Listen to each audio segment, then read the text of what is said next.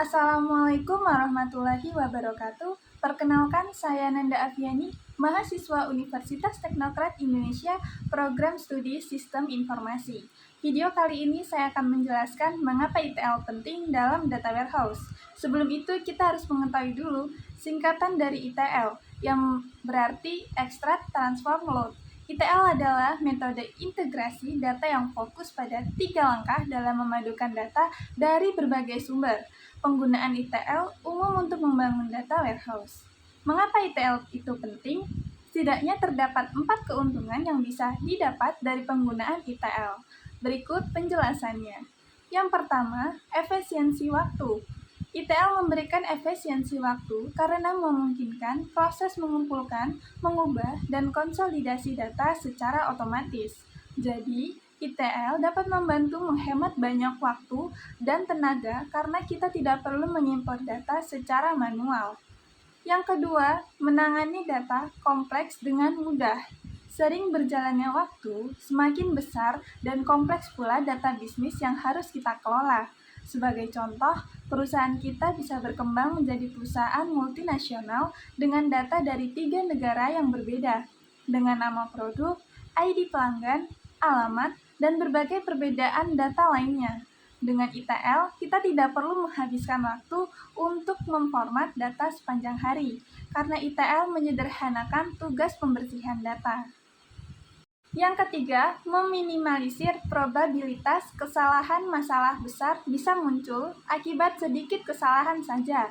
Pada tahap awal pengolahan data, pasalnya satu kesalahan bisa mengarah ke kesalahan lain dan akhirnya menumpuk. Salah memasukkan data penjualan misalnya dapat membuat seluruh perhitungan kita bisa salah. ETL mengautomasi beberapa bagian dalam proses data, mengurangi intervensi manual, dan menurunkan kemungkinan kesalahan. 4. Meningkatkan kecerdasan bisnis dan ROI. ETL membantu mengoptimalkan tata kelola data bisnis kita. Hasilnya, kita akan mendapatkan data yang berkualitas tinggi untuk pengambilan keputusan yang lebih baik. Hal ini pun pada akhirnya dapat membantu meningkatkan ROI, Return on Investment, yakni jumlah presentasi profit yang bisa diperoleh dari total jumlah aset investasi tahap ekstraksi. Pada langkah ini, data diekstraksi dari sistem sumber ke staging area. Transformasi data, jika ada, dilakukan di staging area agar kinerja sistem sumber tidak menurun. Bagaimana gambaran data diambil dari berbagai sumber pada proses ekstraksi? Data warehouse biasanya menggabungkan informasi dari berbagai sumber yang berbeda, termasuk basis data operasional, spreadsheet, data dari sistem eksternal, dan lainnya. ETL memungkinkan pengambilan data dari berbagai sumber ini. ETL memungkinkan penyaringan data untuk mengekstrak hanya informasi yang diperlukan, menghilangkan data redundan atau tidak relevan. Contoh pengaplikasian pada SQL queries, API, Shell, dan lain-lain. Yang pertama pada SQL queries. Penjelasannya terlebih dahulu, ekstraksi data menggunakan bahasa query SQL, Structured Query Language. Dari basis data relasional, ini dapat mencakup pengambilan seluruh tabel atau subset data berdasarkan kondisi tertentu. Berikut ini adalah contohnya. Berikut pada API Cells. Pengambilan data dari sumber eksternal melalui panggilan Application Programming Interface. Banyak sekali dan layanan web menyediakan API untuk mengakses dan mendapatkan data mereka. Dan berikut adalah contohnya. Kita lanjut ke file transfer. Data dapat diekstrak dari file teks, spreadsheet, atau format file lainnya. Proses ini melibatkan transfer file dari satu lokasi ke lokasi lainnya. Contohnya, kita mengimpor data dari file CSV ke dalam sistem. Change Data Capture, CDC. Penjelasannya melibatkan identifikasi dan ekstraksi data yang telah mengalami perubahan sejak ekstraksi sebelumnya. Ini membantu dalam menangani pembaruan data incremental. Contohnya, kita menyimpan timestamp ketika data terakhir kali diambil dan hanya mengekstrak data yang telah berubah sejak waktu tersebut. Lanjut, web scraping. Pengambilan data dari halaman web dengan menggunakan bot atau script untuk mengekstrak informasi dari HTML atau struktur data lainnya. Contohnya, kita mengekstrak harga produk dari situs e-commerce. Lalu, database replication. Duplikasi atau replikasi basis data ke server lain untuk tujuan ekstraksi ini umumnya digunakan untuk mendukung analisis dan pelaporan di lingkungan analitik yang terpisah. Contohnya, mereplikasi data dari basis data produksi ke basis data yang analitik. Jadi, metode ekstraksi yang dipilih tergantung pada sumber data, kebutuhan bisnis, dan kompleksitas sistem informasi yang digunakan. Kombinasi berbagai metode seringkali diperlukan untuk mengatasi kebutuhan ekstraksi data yang beragam. Lanjut, kita ke proses transformasi data. Transformasi data adalah tahap kedua dalam proses ETL, di mana data yang telah diekstrak dari sumber yang diproses dan diubah menjadi format yang sesuai untuk analisis atau penyimpanan. Proses transformasi melibatkan berbagai tugas, termasuk pembersihan data, normalisasi, penggabungan data, dan berbagai operasi lainnya untuk memastikan kualitas dan integritas data. Yang pertama, pembersihan data. Pembersihan data adalah proses mengidentifikasi dan memperbaiki kesalahan atau ketidaksesuaian dalam data, seperti nilai yang hilang atau tidak valid, duplikasi, atau format yang tidak sesuai. Contoh kasusnya, pada data pelanggan terdapat entry dengan alamat email yang tidak valid.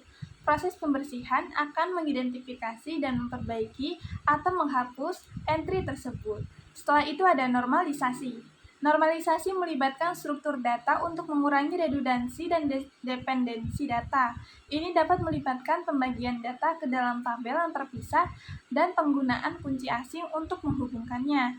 Contoh kasusnya, struktur data pelanggan dapat dinormalisasi dengan memisahkan informasi kontak dari informasi akun untuk mengurangi redundansinya. Setelah itu, transformasi lainnya. Proses transformasi juga melibatkan operasi matematis, logis, atau perubahan format data untuk memenuhi persyaratan analisis atau menyimpan data yang diinginkan. Contoh kasusnya, kita menghitung total pembelian dari data penjualan dengan mengalihkan harga dengan jumlah barang. Misalkan, kita memiliki data penjualan sebagai berikut ini. Maka, proses transformasinya, perhitungan total, menambahkan kolom baru total dengan mengalihkan quantity dengan price. 2. Normalisasi. Memisahkan informasi produk dan harga ke tabel terpisah untuk mengurangi redundansi. Tabel produk dan tabel harga yang tertera di bawah ini. Melalui transformasi inilah, data yang semula sederhana dari penjualan diubah menjadi bentuk yang lebih sesuai untuk analisis atau penyimpanan jangka panjang. Selanjutnya, kita akan menjelaskan langkah-langkah tahap loading. Loading adalah langkah terakhir dalam proses ETL, di mana data yang telah diekstrak dan diubah dipindahkan ke dalam data warehouse untuk disimpan dan diakses. Langkah-langkah dalam tahap loading mencakup, yang pertama, persiapan data. Data yang telah diolah dalam tahap transformasi dipersiapkan untuk dimuat. Ini melibatkan pengaturan format data, penanganan nilai-nilai nol, dan persiapan lainnya agar sesuai dengan skema penyimpanan data warehouse. Yang kedua, pemilihan metode loading. Pemilihan metode loading dapat dilakukan secara penuh, full load, sebagai incremental load, atau menggunakan teknik lain tergantung pada kebutuhan dan ukuran data. Yang ketiga, penggunaan sistem manajemen database (DBMS). Data dimuat ke dalam data warehouse menggunakan perintah SQL atau antarmuka program aplikasi yang disediakan oleh sistem manajemen database (DBMS) data warehouse. Yang keempat, pengaturan indeks dan kunci. Setelah dimuat, indeks dan kunci dibuat untuk diperbarui supaya memastikan kinerja query yang optimal pada data warehouse. Proses penyimpanan dalam data warehouse. Data yang telah diolah dimuat ke dalam data warehouse dengan memperhatikan skema yang telah ditentukan. Data warehouse seringkali menggunakan model bintang atau salju untuk menyimpan data. Dalam model bintang, terdapat tabel fakta yang berisi data inti dan tabel dimensi yang berisi informasi terkait. Model salju melibatkan normalisasi lebih lanjut pada tabel dimensi. Setelah itu, ada contoh tools atau platform yang sering digunakan untuk tahap loading dalam ETL. Yang pertama, Apache NiFi, alat open source untuk mengotomatiskan alur data di seluruh sistem informasi.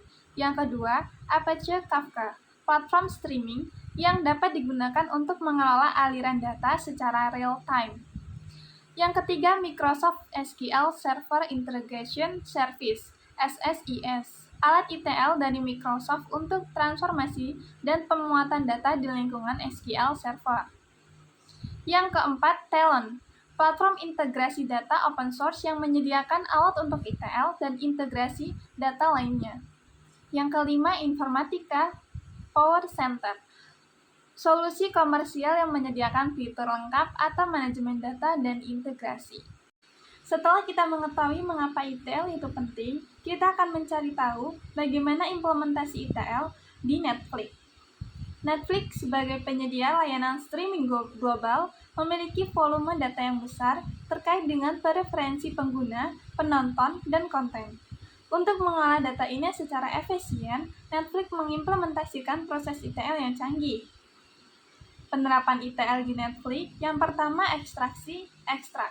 Netflix mengumpulkan data dari berbagai sumber, termasuk aktivitas penonton, ulasan, dan preferensi konten. Ini mencakup data dari aplikasi seluler, situs web, dan perangkat streaming. Yang kedua, transformasi atau transform. Setelah data diekstrak, Netflix melakukan transform untuk mengkombinasikan, membersihkan, dan mengenali pola dalam data. Misalnya, data penonton individu dapat dihubungkan dengan preferensi mereka untuk menyusun profil yang lebih akurat. Yang ketiga, load atau loading. Data yang telah diolah dimuat ke dalam data warehouse untuk analisis lebih lanjut. Netflix menggunakan data warehouse yang scalable dan terdistribusi untuk menyimpan dan menyajikan data secara efisien. Maka, hasil konkretnya, yang pertama, rekomendasi konten yang lebih akurat dengan menggabungkan data dari berbagai sumber, Netflix dapat memberikan rekomendasi konten yang lebih akurat kepada pengguna. Proses ETL memainkan peran kunci dalam membentuk pemahaman yang mendalam tentang preferensi individu. Yang kedua, analisis data operasionalnya. Netflix menggunakan data yang diekstrak dan diolah untuk memahami perilaku pengguna, kinerja konten, dan tren pasar. Ini membantu dalam pengambilan keputusan strategis terkait investasi konten baru, personalisasi layanan, dan pengalaman pengguna. Yang ketiga, pemantauan kinerja sistem ETL. ETL juga digunakan untuk memantau kinerja sistem dan memastikan bahwa layanan streaming berjalan lancar. Analisis data real-time membantu Netflix mengidentifikasi potensi masalah dan mengambil tindakan korektif dengan cepat. Dengan implementasi ETL yang efisien, Netflix dapat mengoptimalkan pengalaman pengguna, meningkatkan retensi pelanggan, dan membuat keputusan bisnis yang lebih tepat.